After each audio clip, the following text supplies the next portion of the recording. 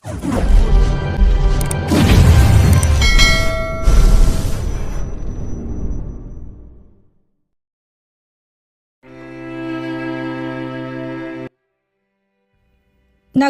si Divina na mukha ni Jacob ang bumungad sa kanya.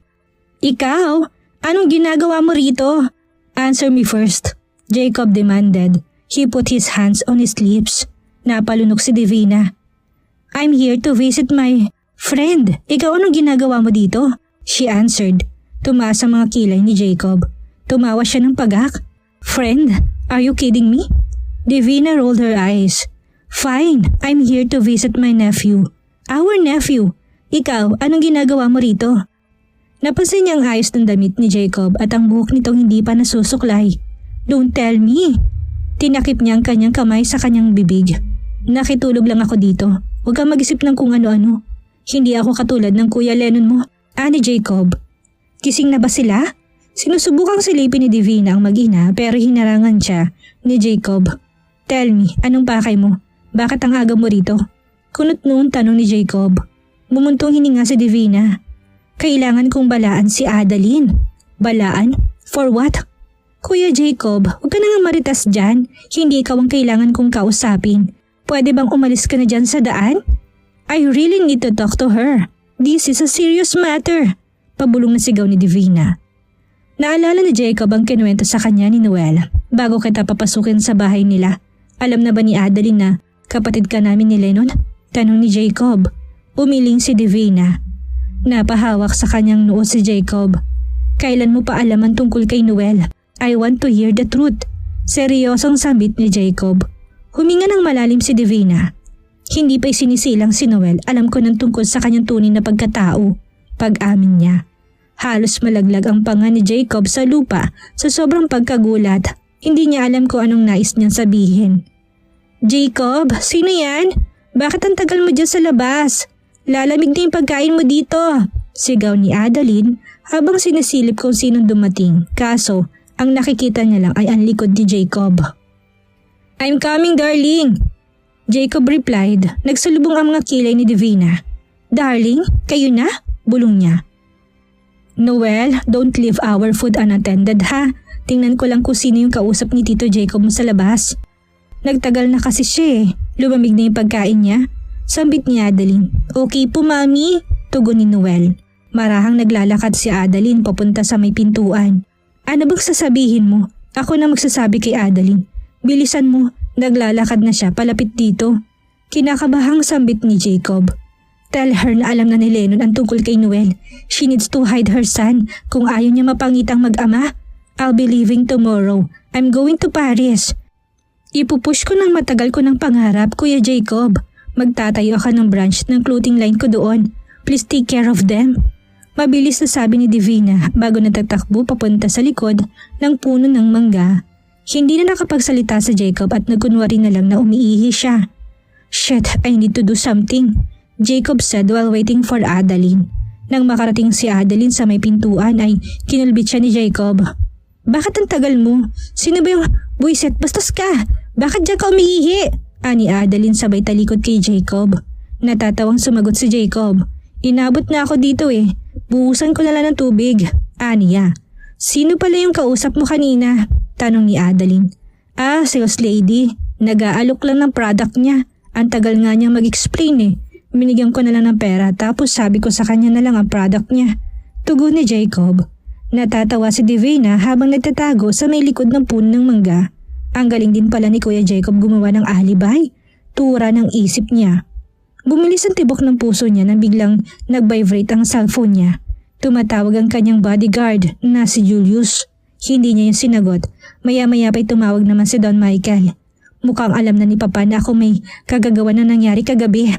Bulong ni Divina. Bumalik na sa loob ng bahay sina Adeline at Jacob at ipinagpatuloy ang kanilang almusal. Samantalang si Divina naman ay bumalik na sa kanyang sasakyan. Okay, let's do it again, Saf. Layo muna tayo ulit sa toxic na environment tapos balik na lang tayo ulit kapag pwede na, sabi ni Divina sa kanyang sarili. Nagulat siya nang biglang may nagsalita sa likod niya. Let me go with you, Miss Divina Lee. Sambit na lalaking nakasuot ng itim na hoodie. pants, face mask at sombrero. Who are you? How did you open my car? Palihim na kinukuha ni Divina ang kanyang paper spray sa kanyang sling bag. Papa, kumalma po kayo, komento ni Cynthia. Ipinagtatapon ni Don Michael ang mga gamit sa kanyang silid nang malaman niyang ang unika iha niyang si Divina ang nagpahiya kay Lennon sa madla. Matapos ang engagement party, naging matunog ang pangalan ni Lennon sa social media maging sa mga dyaryo at balita. People called him in different names like cheater, traitor, womanizer and the likes. Dahil sa nagiging issue niya, bahagyang naapektuhan ang stocks ng kanilang kumpanya. How could that brat? Pahawak siya sa kanyang dibdib. Sancho, call an ambulance. Hurry! Sabi ni Cynthia. Pwisit, nasan ba si Lennon? Bulong niya. Ma'am Cynthia, buhatin ko na po si senyor. Bibilisan ko na lang pong pagmamaneho. Matatagalan pa po dumating ang ambulansya, ani Sancho. Okay lang ako, wag na kayong mag-abala, ani Don Michael. Umupo si Cynthia sa tabi ni Don Michael. Sure ka ba, Papa? Paniniguro niya. Tumangula ng dahan-dahan si Don Michael.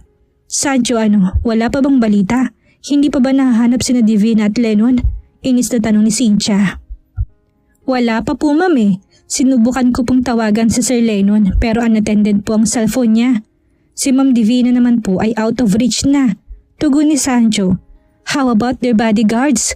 Kanina ko pang hindi nakikita sina Julio sa Tagustosa. Silang kontakin mo't baka kasama sila na magkapatid. Utos ni Cynthia. Hindi ko na rin po sila makontak. Ani Sancho. Shit, sambit ni Cynthia. Pwede bang tumahimik na kayong dalawa? Hindi kayo nakakatulong. Sigaw ni Don Michael sabay inom ng tubig. Pasensya na po, senyor. Nakayukong tura ni Sancho. I'm sorry po, Papa, Cynthia said. Ihanda mo sa sasakyan, Sancho. May pupuntahan tayo. Utos ni Don Michael. Sure po ba kayo, senyor? Okay lang po ba talaga kayo? Nag-aalalang tanong ni Sancho. Tumango si Don Michael. Mabilis na tumakbo si Sancho sa kinaroroonan ni Don Michael at inalalayan nitong tumayo. Papa, saan po kayo pupunta? Tanong ni Cynthia. It's none of your business, Iha. Stay here. Tawagan mo kapag umuwi rito ang mga anak ko. Ani Don Michael. But Papa, I need to assure your condition. All the time. Isama niyo na po ako. Patawagin na lang po natin si Namang Conching kapag bumalik na rito sila Lennon at Divina. Suggestion Cynthia. Don Michael took a deep breath. I don't need a caregiver. Hindi pa ako bedridden. Sarkastikong sabi ni Don Michael. Bumagsak ang balikat ni Cynthia. Wala siyang nagawa kung hindi ang sundin ng utos ng matanda. Habang pinapanood niyang umalis sina Sancho at Don Michael ay biglang tumunog ang kanyang cellphone. O Julius, napatawag ka. Kamusta? Kasama mo na ba si Divina? Tanong ni Cynthia. What's the matter? Kunot noon tanong ni Adeline nang bigla siyang lapitan ni Jacob. Naguhugas siya ng mga plato samantalang si Noel naman ay naglilinis ng kanilang kwarto. We need to talk, Jacob replied. Agad na tumigil si Adeline sa kanyang ginagawa. Pinunas niyang kanyang mga kamay sa tuwalya na nakasabit malapit sa may lalagyan ng plato. May problema ba? Aniya, malaking problema. Tugon ni Jacob. Nagsalubong ang mga kilay ni Adeline. Nakaramdam siya ng kakaibang kaba sa kanyang dibdib. Ano yun? Tell me. Makikinig ako. Sambit ni Adeline habang nakatingin ng diretso kay Jacob. Alam na ni Lennon ang tungkol kay Noel. Mabilis na tura ni Jacob. Ha? Seryoso ka ba dyan? Sino nagsabi sa'yo? Paanong? Inilagay ni Jacob ang kanyang isang kamay sa kanyang likuran. Pinagpatong niya ang dalawang daliri. Hindi niya pwedeng sabihin na kay Divina nagmulang balitang yon. Sa unang pagkakataon isinaalang-alang niyang katayuan ng kanyang half-sister. Hahayaan niya ito mismo magsabi kay Adeline tungkol sa tunay nitong pagkatao. My bodyguard texted me. We need to get out of here bago pa pumunta rito si Lennon. I'm sure he will do his best to get Noel from you. Lalo na't napakatagal na panahon mo itinago sa kanyang anak niya. Mahinang sabi ni Jacob. Kinagat ni Adeline ang kanyang ibabang labi. Paanong pag-aaral ni Noel? Hindi kami pwedeng umalis dito hanggat hindi natatapos ang school year. Wika niya. Let me handle it. Uutusan kong ilan kong tauhan na gawa niya ng paraan. Sa ngayon, kailangan na nating umalis dito. Ani Jacob. Sige, may tiwala naman ako sa'yo. Ayusin ko lang mga gamit namin ni Noel. Lalakad na sana si Adeline papunta sa kanilang kwarto Nang pigilan siya ni Jacob, nagtama na naman ang kanilang mga mata. Leave all your things here. Kunin mo na si Noel at sumakay na tayo sa sasakyan. Sambit ni Jacob. Hindi agad nakasagot si Adeline dahil natulala siya sa kagapuhan ni Jacob. Adeline, did you hear me? Jacob asked. Umiwas ng tingin si Adeline kay Jacob. Oo, sige, kukunin ko na si Noel. Naglalakad na siya papunta sa kanilang kwarto na biglang huminto tumarap sa naghihintay na si Jacob. Ano palang isusuot namin kung hindi kami magdadala ng damit? Anong? Inilabas na Jacob mula sa kanyang wallet ang kanyang black card at pinakita yun kay Adeline. We'll buy all the things that you need. We'll buy anything you want, he said. Iba talaga kapag mayaman, hindi na problema sa pera. Ang problema na lang siguro nila ay kung paano nila uubusin ang perang meron sila. Bukod sa kung paano nila i-maintain ang kanilang yaman. Ani ng isip ni Adeline. Hindi na nakarating sa kwarto si Adeline dahil si Noel na mismo ang lumapit sa kanya. Mami, tapos na po ako maglinis ng kwarto natin. Mag-iigib na po ba ako sa maliit na timba? Nakangiting tanong ni Noel. Jacob felt so proud when he heard it from his nephew. Anak, aalis tayo ngayon. Wala mo ng questions ha? Mamaya ka na lang magtanong kapag nasa sasakyan na tayo, ani Adeline. Okay po mami, mabilis na tugon ni Noel. Good boy, tara na, aya ni Adeline. Nagulat siya nang biglang binuhat ni Jacob si Noel. Tito Jacob, ibaba mo na po ako. May hirapan po kayo maglakad, sabi ni Noel. Let me carry you Noel, hindi naman ako nabibigatan sa iyo eh. Mas mabigat pa nga yung mga ginagamit ko sa gym. Pabirong tura ni Jacob. Talaga po Tito Jacob? Inosenteng tanong ni Noel. Tumawa si Jacob. I'm just kidding Noel.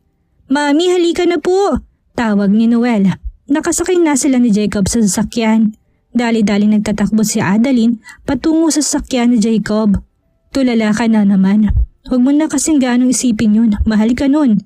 Huwag kang mag-alala. Natatawang sambit ni Jacob. Uy, si Mami, pumapag-ibig. Nakangiting tura ni Noel. Ewan ko sa inyong dalawa, matutulog na lang ako. Bahala kayo dyan, sabi ni Adeline bago siya nagtulog-tulugan. Tito Jacob, sinagot ka na po ba ni Mommy?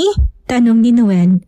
Gusto sanang takpan ni Adeline ang bibig ni Noel, kaso nagpapanggap siyang natutulog. Hindi pa nga eh, sa tingin mo ba may pag-asa ako sa Mommy mo? Kumindat si Jacob kay Noel sa may salamin. Hinihintay ni Adeline ang isasagot ni Noel. Sa tingin ko naman po tito, gusto ka po ni Mami. Kaso baka si Daddy pa rin po yung mahal niya, tugon ni Noel. Nawala ang ngiti sa labi ni Jacob dahil sa kanyang narinig. Ano bang pinagsasabi nitong si Noel? Matagal na akong walang nararamdaman sa Daddy mo. Hindi niya deserve ang pagmamahal ko at mas lalong hindi niya deserve na matawag na isang ama. Sigaw ng isip ni Adeline. Namulit ang mga mata ni Adeline na biglang may bumunggo sa likod ng sasakyan ni Jacob. Anong nangyari? Tanong ni Adeline. Agad niyang niyakap ang gulat na si Noel. Napabusina naman na matagal si Jacob dahil sa nangyari. Kahit anong mangyari, huwag kayong bababa ng sasakyan. Maliwanag ba? Bili ni Jacob. Sabay na tumango sina Adeline at Noel. Mabilis lang ako. Titingnan ko lang kung sino nakabangga sa paborito kong sasakyan. Ani Jacob. Nang makababa si Jacob sa kanyang sasakyan ay agad niyang hinampas ng malakas ang hood ng sasakyan. Nag-init kasi ang ulo niya nang makita niyang nagkaroon ng malaking UP sa likod ng paborito niyang kotse. Tinted na tinted ang sasakyan ng salarin kaya hindi agad makita ni Jacob kung sino sakay doon. Hoy, lumabas ka dyan! Bulag ka ba o nagbubulag-bulagan? Ang lawak-lawak ng kalsada, ang dami-daming sasakyan. Kotse ko pa talagang pinagdiskitahan mo. Alam mo ba kung magkano ganitong model? Bumaba ka dyan! Galit na sabi ni Jacob. Ngumiti ang driver na sasakyang nakabangga sa kotse ni Jacob. Kulang pa yan sa lahat ng atraso mo sa akin. Aniya, lumabas ka dyan. Huwag kang duwag. Lasing ka siguro no? Malaki-laki ang babayaran mo Brad. Kung ako sa'yo, bababa na ako ng sasakyan ko at hihingi ng tawad. Nakangiting tura ni Jacob. Abang na abang siya sa pagbaba ng driver sa sasakyan nito. Samantala, sa bilitang binuksan ni Sancho ang bahay ni Adeline. Senyor, wala na po rito mag-ina. Mabilis sa sambit ni Sancho.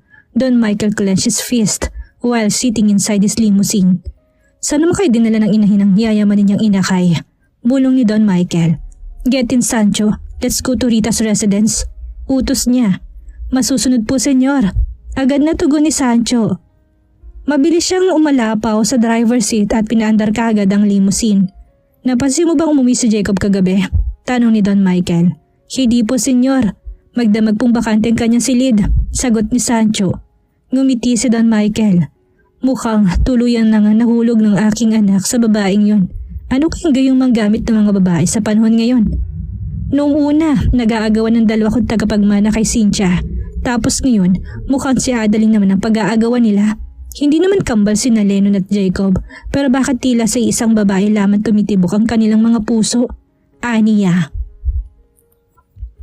Napailing si Sancho sa sinabing yun ng Don Michael. Mukhang sasakit na naman yata ang ulo niya, senyor, dahil sa dalawa niyong anak na lalaki. Sabi niya, hindi lang sa kanila sumasakit ang ulo ko, nakisali pa yang si Divina, ani Don Michael. Natigil ang usapan na mag-amo nang biglang tumawag si Cynthia kay Sancho. Mabilis na kinuha ni Sancho ang kanyang cellphone at ni-loudspeaker yon habang siya'y nagmamaneho. Sancho, kasama mo ba ngayon si senyor? Opo, Ma'am Cynthia. Bakit po? Tugon ni Sancho. Sabihin mo sa kanyang tumawag sa akin si Mrs. Navarro. She's planning to pull out her investment on LNGC. Huminto sa pagmamaneho si Sancho at pinark sa gilid ng kalsadang limousine. Marahan niyang nilingon si Don Michael. Senyor, nag-aalala niya sambit. Chloe Navarro's husband is one of the top investors of La Niños Group of Companies. Malaki ang magiging epekto sa kumpanya ni na Don Michael kapag tuluyan nag-pull out na mga to. Let's go home. We need to fly back to Manila. Kalmadong utos ni Don Michael. Mami, ano po nangyari sa labas? Napaawi po ba si Tito Jacob? Tanong ni Noel. Yakap-yakap siya ngayon ni Adeline. Kinakausap lang ni Tito Jacob yung driver na nakabangga dito sa kotse niya, anak. Hindi naman pala away si Tito Jacob, diba? Nakangiting tugon ni Adeline bago siya lumingon sa likuran. Hinihintay niyang pagbaba ng driver. Pumikit ng mariin si Jacob. Unti-unti niyang binuka ang mga nakakuyom niyang kamay. I'm just wasting my time. Bulong niya. Kinatok niyang windshield ng sasakyan nakabangga sa kanyang kotse. Karma na lang bahala sa'yo. Kung ayaw mo magpakilala sa akin, okay lang.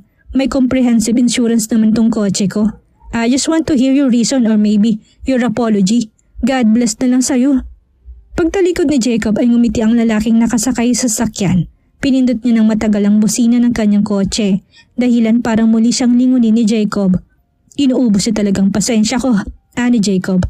Hoy ikaw, ano ba problema mo? Nasisiraan ka na ba ng bait? Broken-hearted ka ba? Kung broken-hearted ka, huwag mo sa aking ibunton yung inis mo, sigaw niya.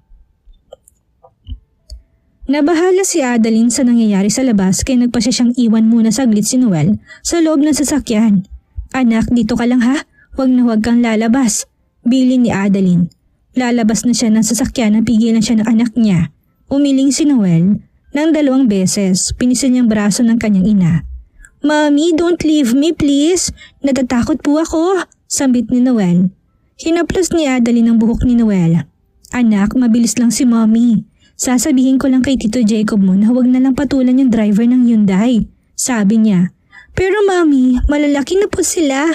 Ma'am, please don't leave me here. Dito ka na lang po sa tabi ko, pakiusap ni Noel. Hinawakan ni Adeline si Noel sa kanyang balikat at hinalikan nito sa noo. Mabilis lang si Mami, anak. Ikakandado kong pinto nitong kotse. Wala namang mangyayaring hindi maganda, anak. Huwag kang matakot. Promise, saglit lang si Mami sa labas. Aniya. Sige po, Mami. Nag-aalangang sagot ni Noel. Nabuksan na ni Adeline ang pinto ng kotse ni Jacob. Pinindot na rin niya ang lock sa bintana. Ang kalahating katawan niya ay nakalabas na sa sasakyan nang muli siyang pigilan ni Noel. Mami, masama po yung kutob ko talaga. Sasama na lang po ako sa iyo sa labas. Natatakot na tura ni Noel. Nakatingin siya sa kabilang direksyon ng kalsada. Hinalikan ni Adeline sa magkabilang pisngi si Noel at pinisilang mga ito. Anak, mabilis lang si Mami. Heto ikakandado ko ng pinto ng sasakyan. You're safe here, Aniya. Pero Mami, lumingon muli si Noel sa kabilang kalsada. Anak, wag na matigas ang ulo. Sige na. Inalis ni Adeline ang pagkakahawak sa kanya ni Noel at tuluyan ang bumaba sa sasakyan. Pagkalabas niya ay kaagad siyang nagtungo kay Jacob. Hinawakan niya ito sa balikat. Adeline, bakit ka bumaba ng sasakyan? Hindi ba sabi ko, huwag kayong aalis doon? Ani Jacob. Nandito ako para sunduin ka. Halika na. Kung ayaw bumaba ng driver na yan, hayaan mo na lang siya. Baka nakainom siya kaya ganun ang ikinikilos niya. Pansin ko kanina pa malapit ka na madala ng init ng ulo mo eh. Sagot ni Adeline. Halos matulala siya nang biglang umiti si Jacob. Thank you for reminding me, darling. Your wish is my command. Nakayukuntura ni Jacob. Stop calling me darling. Hindi pa kita sinasagot. Nakangiting sabi ni Adeline. Tumaas ang kilay ni Jacob.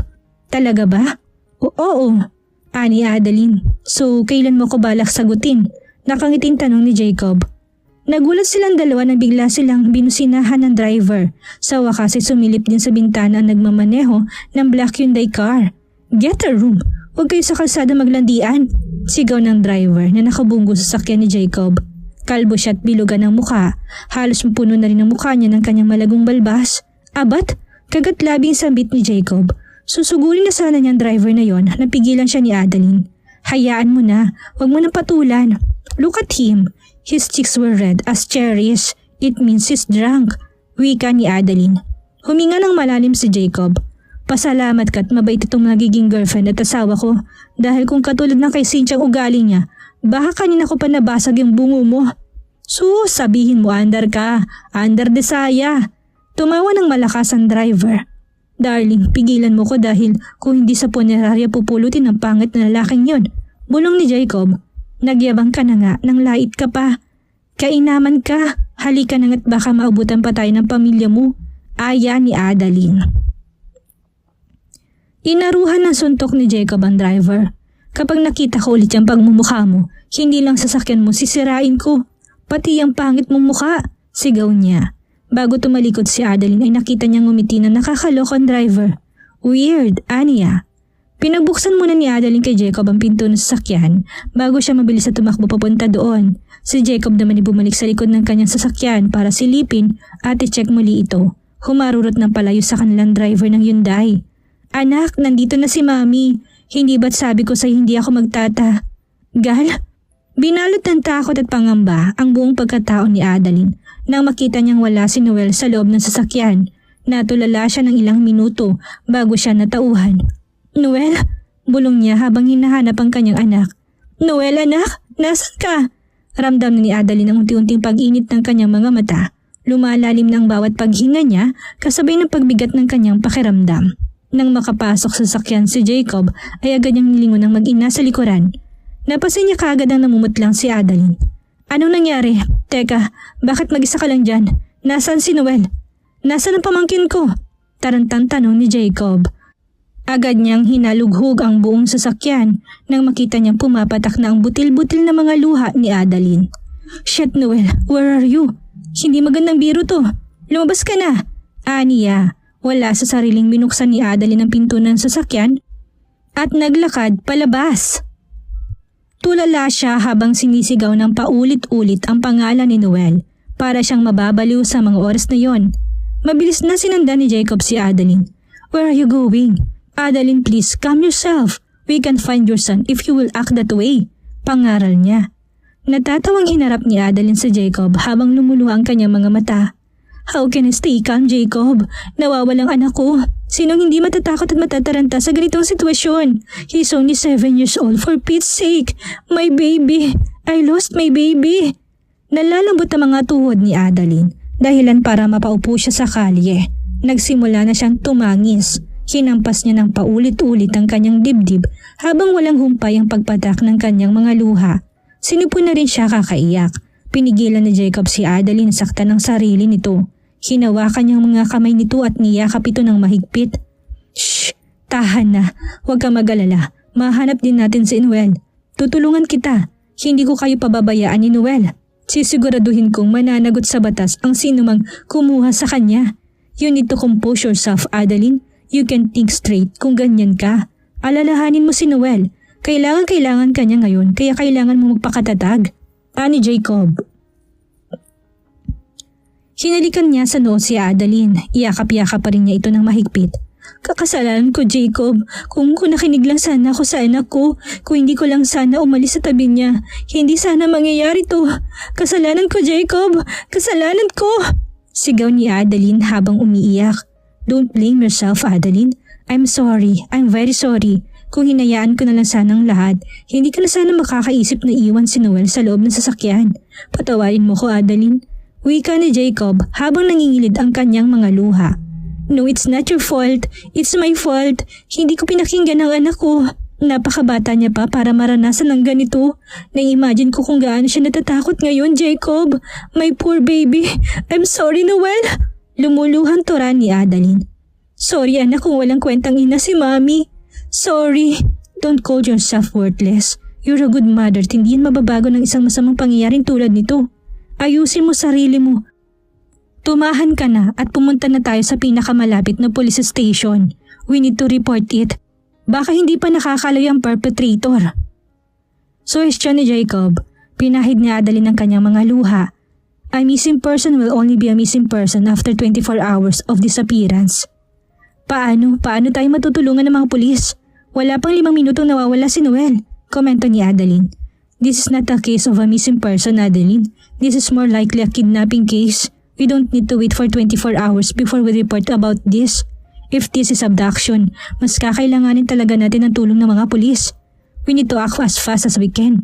Jacob said. His eyes were serious kahit naluluha na rin to. Tumango si Adeline tagad na nilabanan ng bugso ng kanyang damdamin. Alang-alang kay Noel, hahanapin kita anak. Please be safe. Mommy and Tito Jacob will come to save you. Be brave anak. Alam kong matapang ka.